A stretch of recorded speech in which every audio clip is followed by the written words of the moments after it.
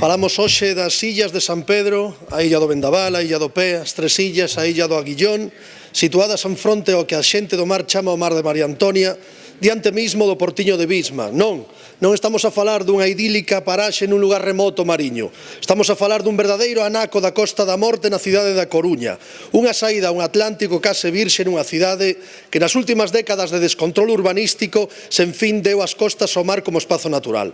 Un mar que deu orixe á propia cidade. Permítanme, antes de comenzar, render dúas homenaxes. A primeira aos 19 homes e mulleres que no 3 de marzo de 1937, tentando fuxir da barbarie fascista do xeneral Franco en dúas embarcacións do veciño barrio de San Roque da Fora, foron vilmente asasinados ou afogados nese mesmo lugar ou fusilados na mañán seguinte no enterno da Torre de Hércules. Entre eles, por certo, José Boedo, veciño da Silva, pai do eternamente proscrito, estigmatizado cantante de, entre outras orquestas dos satélites Ostamara, Pucho Bedo. Vai por ele esta homenaxe.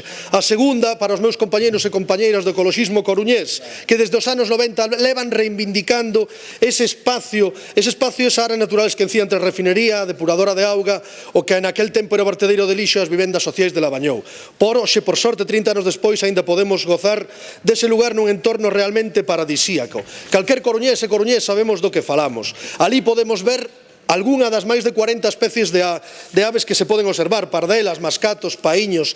E para os protexer, o Concello da Coruña, e vendo a inacción da Xunta de Galicia, que de feito a administración competente nesta área, decide en xuño de 2017 dar un paso adiante e solicitar que o lugar sexa declarado espazo natural de interese local. Solicita así o Concello pasar a protexer medioambientalmente o lugar. Este plan que lles mostro é o que se presentou. Falta únicamente o último paso, o trámite da Xunta de declarar definitivamente o Enil, e até o día de hoxe sen resposta. Tamén en 2018, e tamén baixo o goberno da Marea Atlántica, búscase tamén a protección do entorno da Torre de Hércules, presentando este proxecto no ano 2018, donde a única resposta da Xunta é reclamar, solicitar que sexa remitido en castellano, tal como fixo o Concello 15 días despois, e aquí o teño, se non o teñen, entrégollo.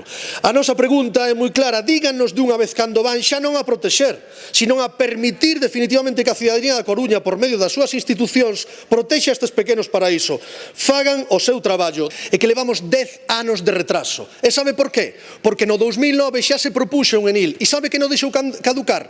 O alcalde da Coruña, Carlos Negreira. E sabe quen que participou en deixalo caducar?